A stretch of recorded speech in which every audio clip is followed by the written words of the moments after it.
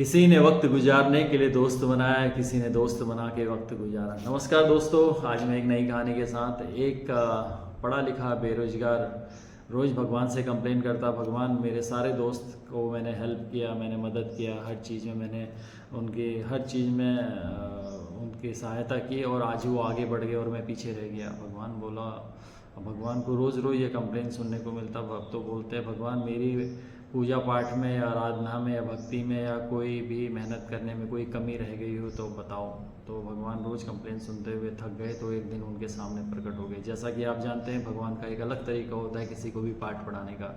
तो जिस प्रकार श्री कृष्ण ने महाभारत में भी अर्जुन को जो है पूरा गीता का पाठ पढ़ाया था, उसके बाद विजय दिलाई थी, उसी प्रकार भगवान ने सोचा पहले मैं भी एक पाठ पढ़ाना चाहता हूँ। तो उन्होंने एक पत्थर दिया चमचमाता हुआ और बोला ये लो वत्स, आज आप जाके पूरी मार्केट में इसको जो है इसकी कीमत पता करना, उसके बाद मेरे पास आना, फिर मैं आपको सोल्यूशन दूंगा। बोला भगवान मेरी करियर का क्या हुआ? उसने बोला आप करियर की चिंता छोड़ो, जितना आपको कहा गया है पहले आप उतना करो। तो वो वत्स जो है बेरोजगार वो उस पत्थर को लेके गया। उसने सोचा कि पहले इसकी कीमत किससे पूछी जाए। तो वहाँ पे एक छोटा सा दुकानदार था जो सब्जियां बेचा करता था। तो उसने बोला पहले इससे पूछता हूँ, देखता हूँ कि इसकी क्या कीमत लगाता है।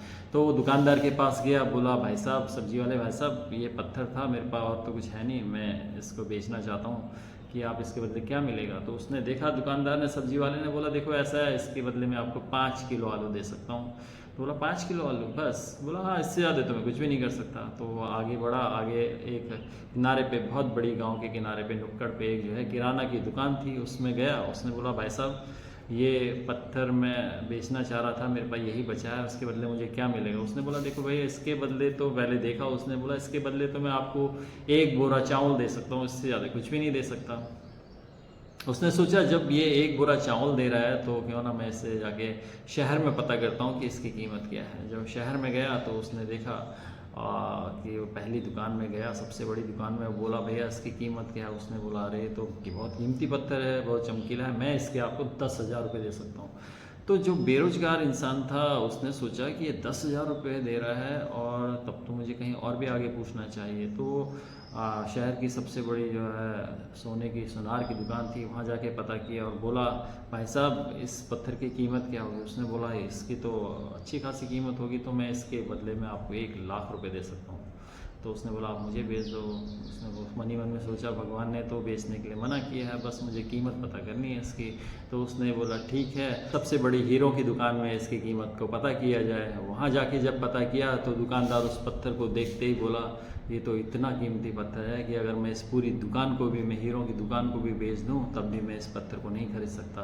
तो क्या मुझे इस पत्थर को बेचने के लिए, विदेश में बेचने के लिए क्या आप इजाज़त देंगे? तो जो बेरोजगार जो लड़का था उसने बोला देखो मैं इसकी कीमत पता करनी थी, अब मैं इसे बेच नहीं सकता। और वो वापस अपने घर आया, बोला हे प्रभु आप बताओ आप क्या बताना चाह रहे थे? तब उन्होंने बोला देखो आपको अपनी टैलेंट की कीमत पता नहीं है। जब कभी भी आप गए, देखो पत्थर एक ही था लेकिन हर किसी ने उसकी अलग अलग कीमत लगाई। इस चीज़ से आपको क्या सीखने को मिला? उसने बोला भगवान मैं यही सोच रहा था, पत्थर तो एक ही था लेकिन हर किसी ने उसकी अलग अलग कीमत लगाई।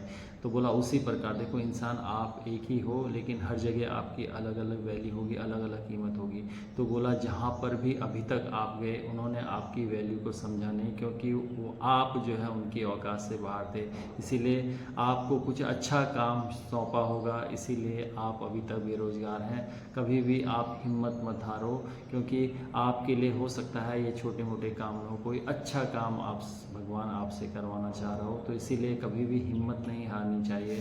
तो जिस प्रकार बोला देखो ऐसा है, जिस संगति में आप रहते हैं, जिन लोगों के साथ आप रहते हैं, अगर आप अच्छे लोगों के साथ रहेंगे तो आपकी वैल्यू बढ़ेगी और अगर आप बुरे लोगों के साथ रहेंगे तो आपकी वैल्यू गिरेगी। उसी प्रकार जिस प्रकार जैसे आपका कोई एक है, अगर प्लॉट के बगल में अगर एक बूचड़ खाना खुल जाए तो उस प्लॉट की कीमत कौड़ी के भाव हो जाती है, और अगर उस प्लॉट के पास अगर एक होटल 5 स्टार होटल खुल जाए तो उस प्लॉट की कीमत करोड़ों में हो जाती है। उसी प्रकार आप अपनी कीमत किस मार्केट में लगा रहे हैं वो बहुत वैल्यू करता है। इसीलिए तो अपनी संगति जो है ऐसी जगह रखिए जहां आपकी वैल्यू हो। जहां पे आपकी वैल्यू ना हो वहां पे आप मत रहिए। तो इसीलिए किसी भी बेरोजगार पढ़े लिखे इंसान को हिम्मत नहीं आनी चाहिए, उसको ये देखना चाहिए कि उसने अपनी वैल्यू सही जगह लगाई है या नहीं लगाई है। तो इसीलिए अगर वहाँ पे सफलता नहीं मिल रही है तो इसका मतलब भगवान कभी गलत नहीं हो सकता है, क्योंकि मेहनत करने वालों की कभी हार नहीं होती है। भगवान कभी गलत नहीं हो सकता है। आपके पास ये कमी थी कि आपने अपनी कीमत या आपने अपने को सही मार्केट में नहीं लेके गए जहां आपकी वैल्यू सही मिले।